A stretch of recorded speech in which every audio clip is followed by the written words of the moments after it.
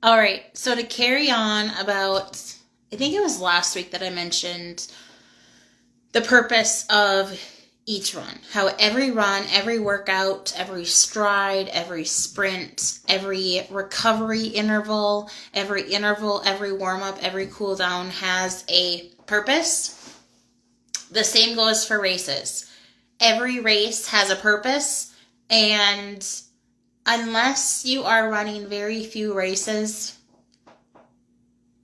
and I don't even want to say that, not every single race can be raced all out.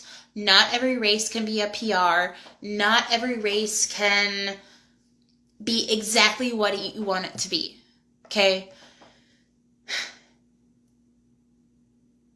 It's it's hard, but this is something that you have to practice a lot. Okay? So when I talk about mindset work needs to be practiced every single day. And if you've been in the mindset group that I've ran with Allie, or you've read the mindset guide that I have in our Google Drive, a lot of the mindset work that we do in running, or the mental strength that you might see or you might call other runners having, is done in your daily life. It's done through gratitude practice. It's done through repetition and training your mind, because you're literally building new pathways in your brain.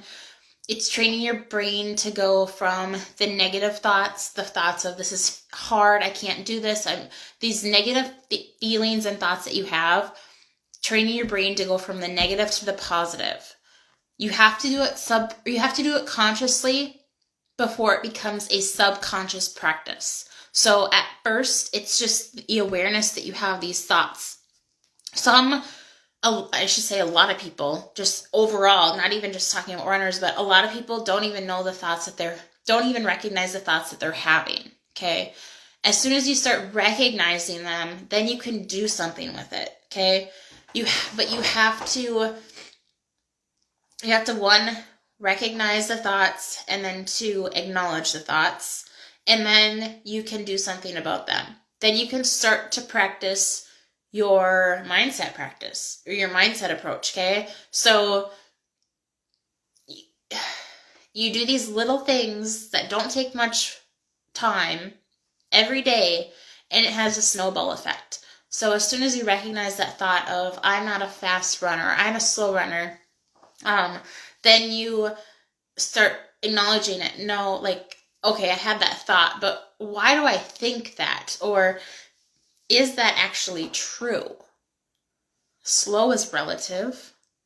You may be coming back from an injury. You may be brand new to running. You may be just in a different chapter of life and of training than you were once before. So you have to acknowledge the thought. You have to recognize it, and then start taking these small practices of mindset work to make a big difference. So that was a tangent from what I wanted to say, but I wanted to talk about how every race has a purpose. Not every single race is, again, raced full out, I'm going to PR. Okay? It's just not how it works.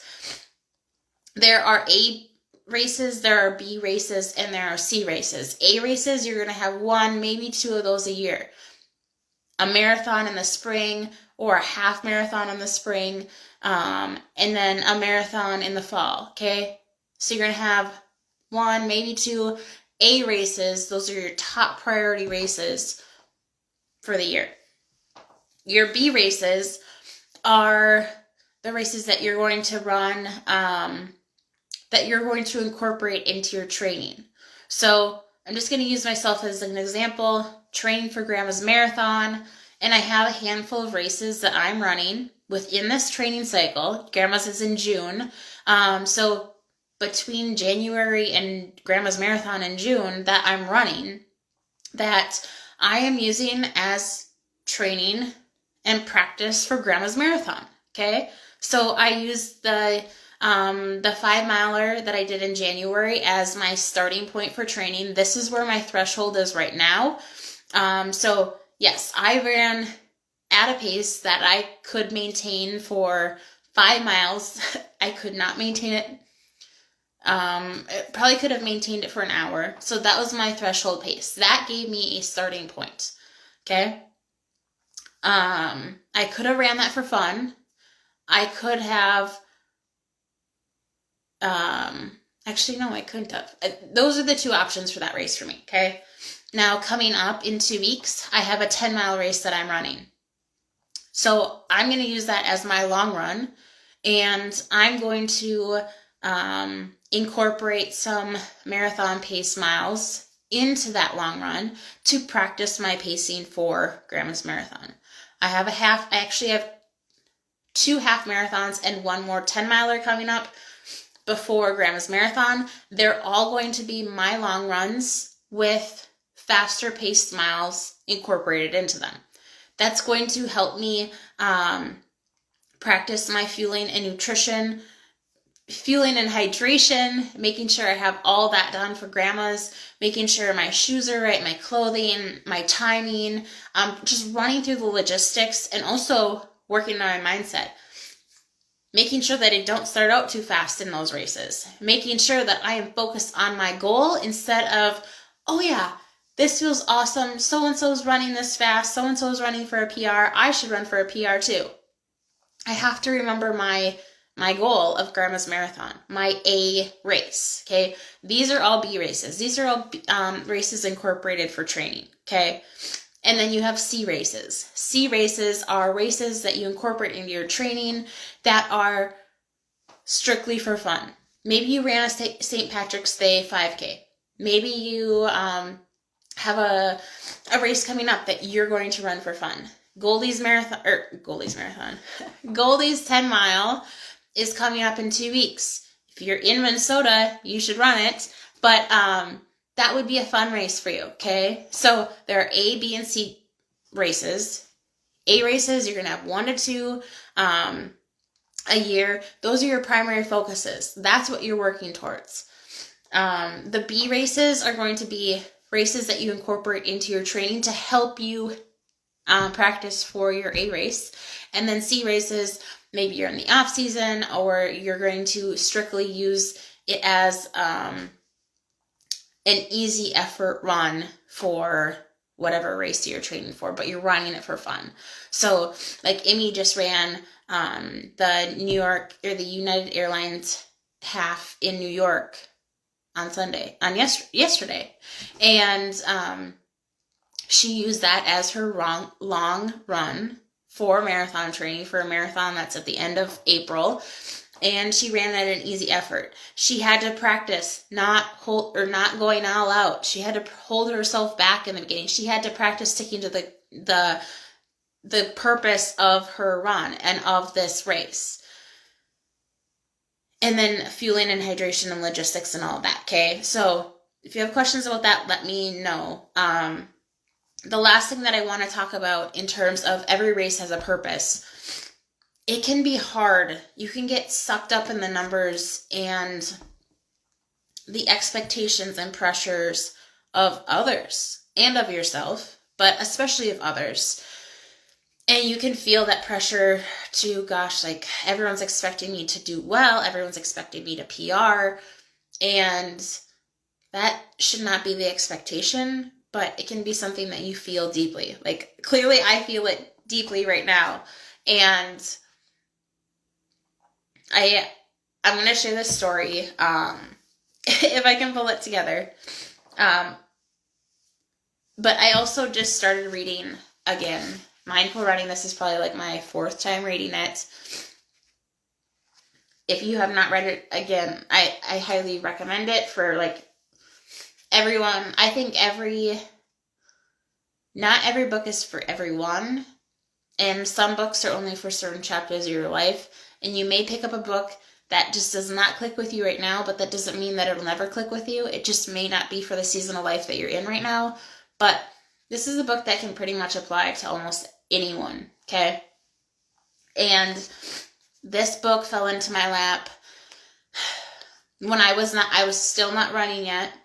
And I was going back and forth between, Am I ready to get back into running? How am I really going to know if I'm ready to get back into running? And starting to question that. I read this book in like 2 or 3 days, and my first run back after 14 months was actually a race, a trail. It was a 7K. I won the race the year, actually it was 2 years prior because COVID had hit then. So I had a free race entry, and I was like, well, why not? I was going to walk it, but when I read this book, I was like, okay, this is the approach that I need to take. This was like a godsend. This fell into my lap at the perfect time and completely changed everything for me. I knew I wanted to get back to running, but I wasn't quite sure when that was going to happen. And I knew that I needed to change my approach to running, or else I wasn't going to enjoy it, because running was different. It meant different things to me when I was getting back into it. And this book helped me approach it in a different way. So I actually just started reading it again today, and there was something that, if I can find it, something that I wanted to read to. So getting back to the pressures and the expectations of others, you have to remove the pressures and the expectations before a race.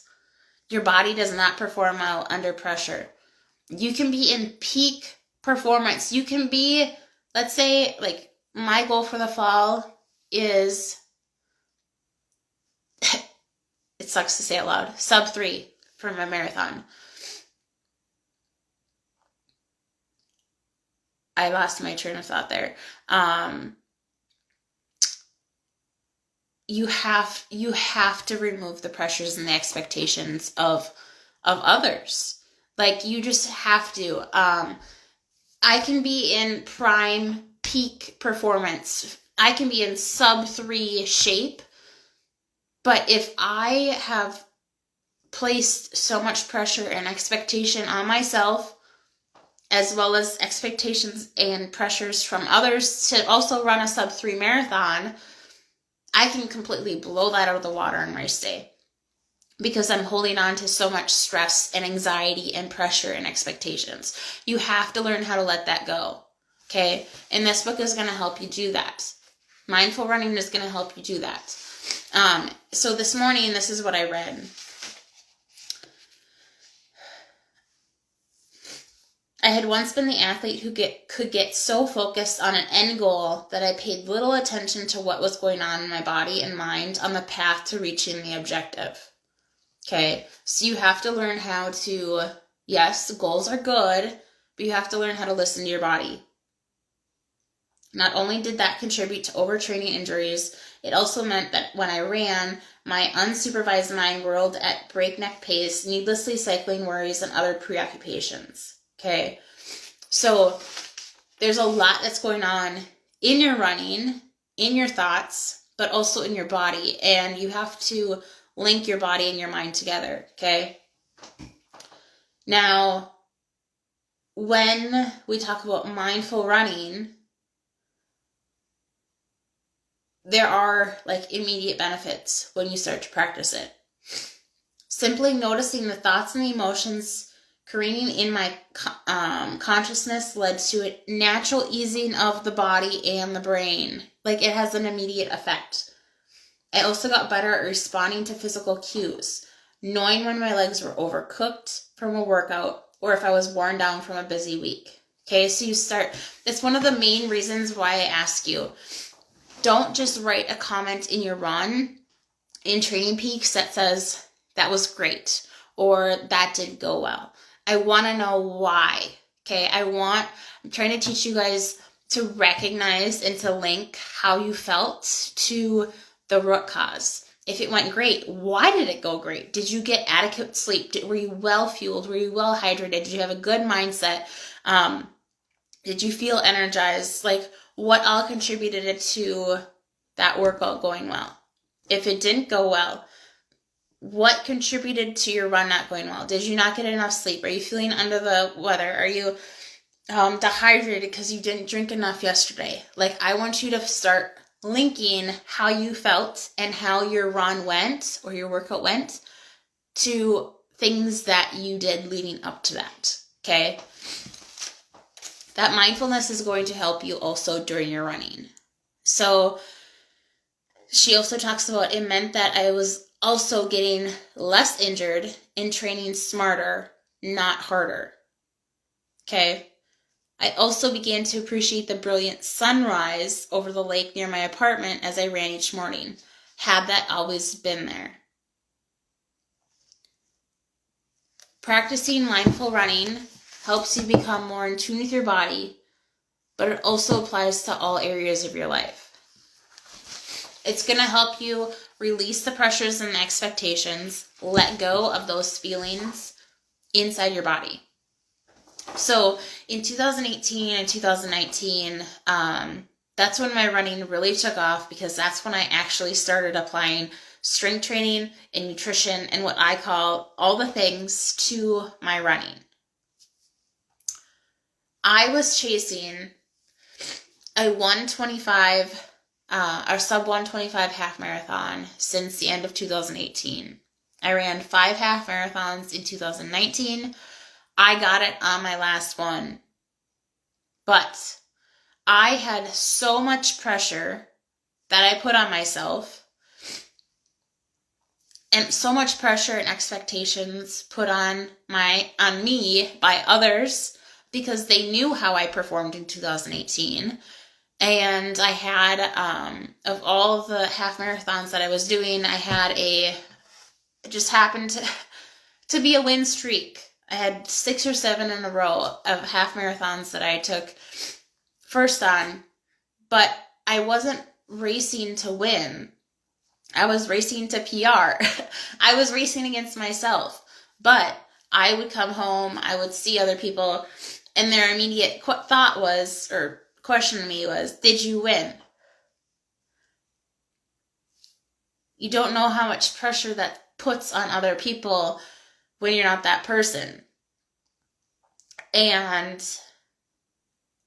racing in 2019 was not fun for me at all, because I had that pressure and those expectations, and I hated those comments that were made, because, like, yes, I happened to win, but that wasn't my goal. My goal was just to beat what I did last time. Okay? So when I had this last half marathon in September 2019, that was not my A race, okay? I was training for the Twin Cities Marathon in October. So 4 weeks beforehand, I have this last half marathon that I'm running that I need to use as a training run for Twin Cities. But I had so much pressure on myself, from myself and others, that I battled. Do I race this? Do I go for that win streak? Do I go for that sub 125 half marathon? Or do I use it for the Twin Cities Marathon as a practice long run? And ultimately I decided, I was like, nope, I can end my streak. Like, it's a conscious decision. I am deciding to remove all these pressures and expectations off of myself, from myself, by myself, and of others. And I'm going to use this as a training run for Twin Cities. I ended up PRing. I ended up getting that 124 half marathon. And that was the most fun race that I've ran, because I had zero pressures, zero expectations. I was out there just floating along, and it felt absolutely amazing. And that's what removing the pressures and expectations does for you.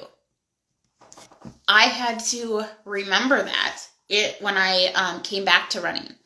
After 14 months of not running, I had to apply that again and remove those expectations and pressures of what I had previously achieved, and take the approach of mindful running.